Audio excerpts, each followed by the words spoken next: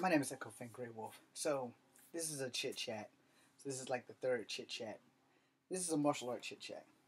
Alright, so one, I want to clarify a few things. When you see us do martial arts, I know that part of martial arts, literally training, is emulation. Excuse me. And when I say emulation, it's basically monkey see, monkey do.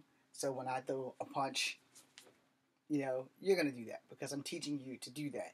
I'm also going to walk around and hold my hands up so I can tell you, okay, too hard, too soft. And the reason why I say too hard or too soft, because as I tell you guys outside, sometimes the harder you throw a punch, the more damage you can do to yourself. And we don't want that to happen, And again, because I do Kung Fu, I'm more about where you hit versus how hard you hit. A lot of people aren't going to be agreeing with that. They're going to be, no, you got to hit them hard. You got to hit them hard. But see, you have to understand, if you know anything about body mechanics, your hands and feet are the easiest things to break in a fight. Ask anybody. Go ask professionals. You tap your hands, your career is done.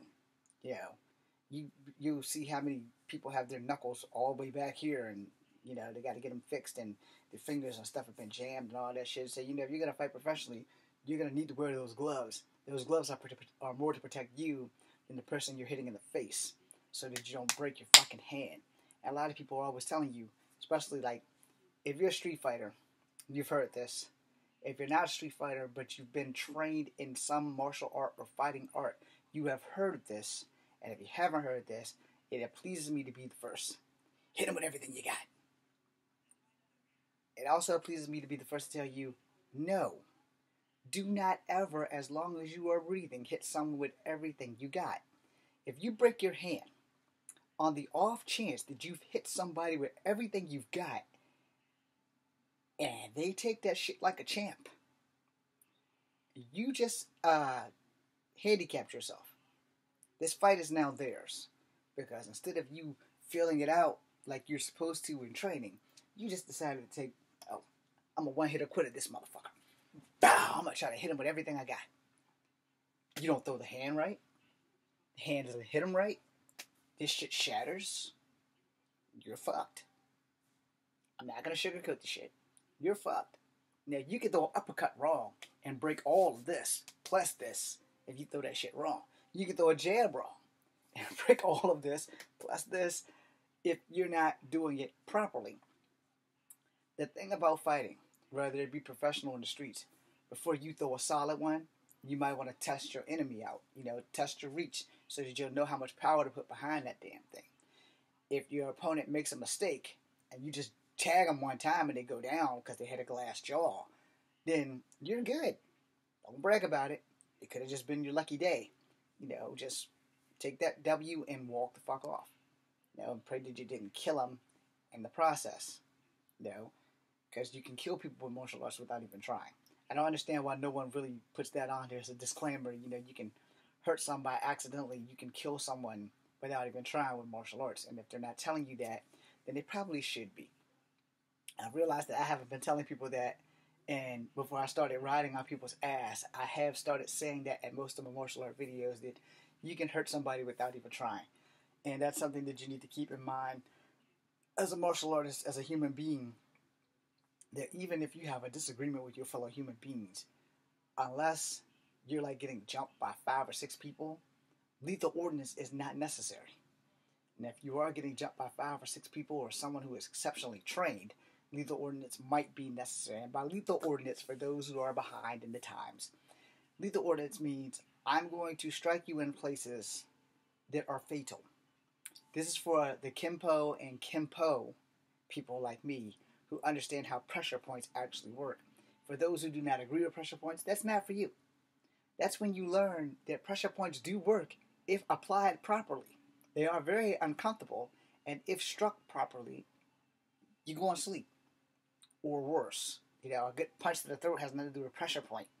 But under here, there's some pressure points. So a good lock from an eagle claw or a tiger claw can do some insidious damage. Where if I just punch you dead in the throat, I could possibly break your neck, snap your larynx, and kill you all in one blow without even trying.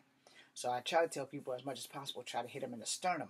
But if the throat is the last resort, This is a really bad spot to get hit, and it is a kill zone. This is a kill zone. This is a kill zone. A lot of things down your central line are just, I'm going to fuck you up zones. But that throat and that sternum, those are kill zones. If you can avoid hitting someone there, unless it's a last resort, or if it's your only attack that you've mastered perfectly, it is not the dim mock. It is not the origami touch or oranami touch or however the hell they say it, or keeping a Goku from Batman the Animated Series. It's not that shit. But it is going to hurt them enough. This will knock the wind out of them. This will probably break their fucking neck, which you don't want to do. But if it's your only shot, then you may have to. And that, like, for me, I'm 5'3". Anybody coming at me, I may have to use lethal ordnance just because I'm small. And they're going to think that they're going to just beat my ass. I'm not going to allow it. But in the events that I can't prevent it, I need to know where to hit a person versus how hard to hit a person. Because a good to the neck should be just enough. You know, a good hit here, I may have to add a little bit more force. Hitting the bladder, I may have to add a little bit more force. No. Just enough to let them know it ain't going to work the way you think it is. But no fight ever works the way you have it planned in your head. And you need to know that. You can plan all the scenarios you want. And all that planning is good. But when it comes down to it, if your fear takes over and you freeze, you're fucked. If your fear takes over and you run, and you can't outrun them, then you're fucked. Because now you've pissed them off and you made them run after you. So now they're doubly pissed. And now you got to figure out how to survive this shit. Which probably would lead you to using lethal ordnance. Now, finally, because I want to end this video so I can make the last chit chat. Finally, you have to understand that what you can do to them, they can do to you. And you need to keep that shit in mind. And just remember that you live in reality. You don't live in the 616. You are not superhero. You are not Spider-Man. And though you may be able to do some amazing things, you have to still be careful at the amazing things that you do. And yes, with great power comes responsibility. But with great knowledge also comes acceptance. And with acceptance comes, I probably should have did this way instead of that way. And my ass might not be locked up. People, like I said, you can unalive somebody with martial arts without even trying. Please be careful in your martial art practices. And finally, be well-rounded in more than one martial art. Wherever your weakness is, try to improve it. My weakness is BJJ. My strength is not letting you get me on the ground. Now, regular jiu-jitsu, if you get me in enough Fujiwaras or takedowns or whatever, you may get me. But for standing, I'm kind of short, so you're going to have to put that work in. But if we were on the mat and we're on the ground, rolling on the ground in BJJ, you probably whoop my ass. But if we're in a serious fight, you're not guaranteed to take me to the ground. So if you plan on doing any serious fighting, do not rely on BJJ. Doesn't work for everybody, because some people have really good ground game and they ain't never been in a BJJ training. I learned BJJ in the Army. I suck at it. I know it's my main weakness next to a kick in the nuts and boobs. If I see boobs, I'm going to lose a fight. If somebody flashes a titty, I'm pretty much going to see it. Bip, I'm going to sleep. Happens. That being said, I'm Echo Fan Grey Wolf. This is Kung Fu Havoc number 2. Y'all be blessed, and I'll be seeing you.